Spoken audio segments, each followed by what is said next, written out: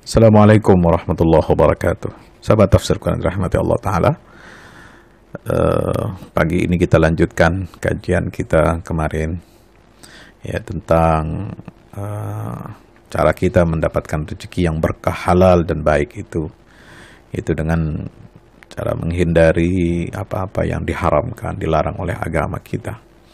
Jadi dalam berprofesi, dalam mencari rezeki nih, sahabat tafsir Quran rahmati Allah, kita harus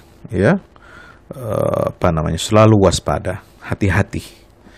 Ya, bahaya mencari rezeki yang haram, karena rezeki yang haram itu dapat melunturkan iman dan takwa kita kepada Allah Subhanahu wa taala.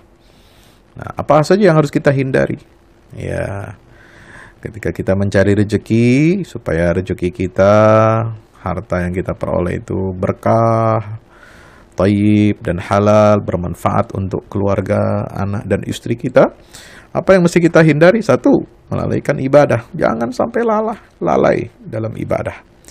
Bekerja keras, ya, boleh, ya, untuk mencari pendapatan yang mencukupi bahkan lebih, ya. Karena seorang muslim itu harus kaya, karena dia diwajibkan untuk mengeluarkan zakat kalau dia mampu, dan wajib untuk melaksanakan ibadah haji kalau dia mampu secara ekonomi. Maka kewajiban itu ya kita yang harus memampukan diri kita, ya. Maka itu meskipun ada kewajiban seperti itu, kita wajib memampukan diri kita untuk berzakat dan berhaji, tapi dalam bekerja kita jangan lalai dari ibadah. Jangan sampai kita termasuk golongan yang dikecam oleh Allah dalam Al-Quran. Surat Takatsur. Alhaakumut takatsur hatta zurtumul maqabir. Kalla sawfa ta'lamun, thumma kalla sawfa ta'lamun. Na'udzubillah min zalik. Kita bermegah-megahan, lupa daratan, ya. Wailun likulli humazatil lumazah alladzi jama'a malan wa 'addadah yahsabu anna malahu akhladah. Kecelakaanlah bagi setiap pengumpat lagi pencela yang mengumpulkan harta dan yang menghitung-hitungnya. Dia mengira bahwa hartanya itu yang dapat mengekalkan hidupnya di dunia. Na'udzubillah. Gak boleh kita seperti itu. Ya, yang kedua, ketika kita mencari nafkah, mencari rezeki, ya, berusaha, itu tidak boleh sombong. Karena kemegahan, kenikmatan, kemewahan dunia akan menimbulkan rasa sombong pada diri kita. Dengan rasa sombong itu, kita akan melihat orang lain serba kekurangan, sehingga kita mudah menghina, meremehkan, dan melecehkan orang.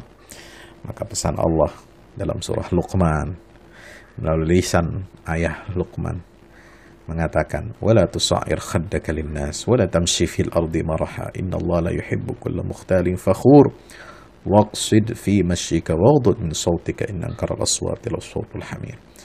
Wahai anakku, jangan kamu palingkan mukamu dari manusia karena sombong, mentang-mentang kaya, mentang-mentang penghasilannya tinggi, gajinya besar, ya, tunjangannya besar, ya, akses ekonominya luar biasa, lalu kita sombong kepada orang lain. Itu. Jangan kamu berjalan mukamu dengan angkuh. Sungguh Allah tidak menyukai orang-orang sombong lagi membanggakan diri. Dan bersederhanalah dalam berjalan. Waqsid fi masyik, waghdud min sautik, dan lunakkanlah suaramu. Subhanallah. Yang ketiga, Allah melarang kita untuk apa? Ya, bakhil, ya, jangan pelit. Ya, karena terlalu cinta dunia, cinta harta benda, kita nggak peduli kepada orang lain, nggak pedulikan tetangga kita yang kelaparan, tidak peduli kepada anak yatim dan orang-orang yang memerlukan bantuan uluran tangan kita. Perhatikanlah firman Allah Subhanahu wa taala surah An-Nisa, ya, dalam ayat 38, ayat 37, maaf, dan 38, ya. Allah berfirman, alladzina yabkhaluna wa ya'muruna an-nasa bil bukhl wa yaktumuna ma atahumullahu min fadli wa atadna lil kafirin 'adzaban muhina walladzina yunfiquna amwalahum ri'a an-nas wa la yu'minuna billahi wa la bil yawmil akhir wa may yakunish syaitanu lahu qarina fasa'a qarina. Orang-orang kikir dan menyuruh orang lain berbuat kikir lagi, nauzubillah, menyembunyikan karunia Allah. Dan kami telah menyediakan untuk orang-orang kafir itu siksa yang menghinakan. Dan sebaliknya, ini antitesisnya, ya. Kebalikan dari yang tadi itu adalah orang-orang yang menafkahkan harta-harta mereka karena riya. Ya, nggak boleh juga riya kita. Pelit nggak boleh. Sok jago, sok hebat, ya. Dengan cara menginfakkan, memberikan infak, harta dia diinfakkan, tapi dengan cara apa? Dengan riya kepada manusia. Nauzubillah. Ini juga nggak boleh. Ya, wala yu'minuna billah wala bil yawmil akhir. Ya, mereka itu bisa dikatakan ya tidak beriman kepada Allah dan hari akhirat. Nauzubillah min zalik.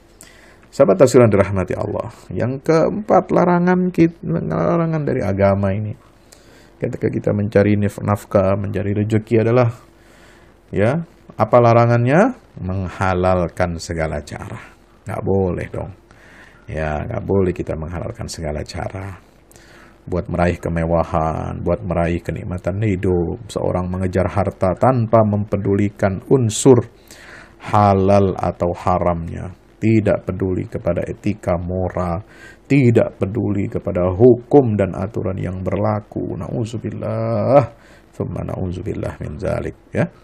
Allah Ta'ala berfirman, ya, dalam surah An-Nazi'at, فَأَمَّا مَنْ طَغَى وَآثَرَ الْحَيَاةَ الدُّنْيَا فَإِنَّ الْجَحِيمَ هِيَ الْمَأْوَى.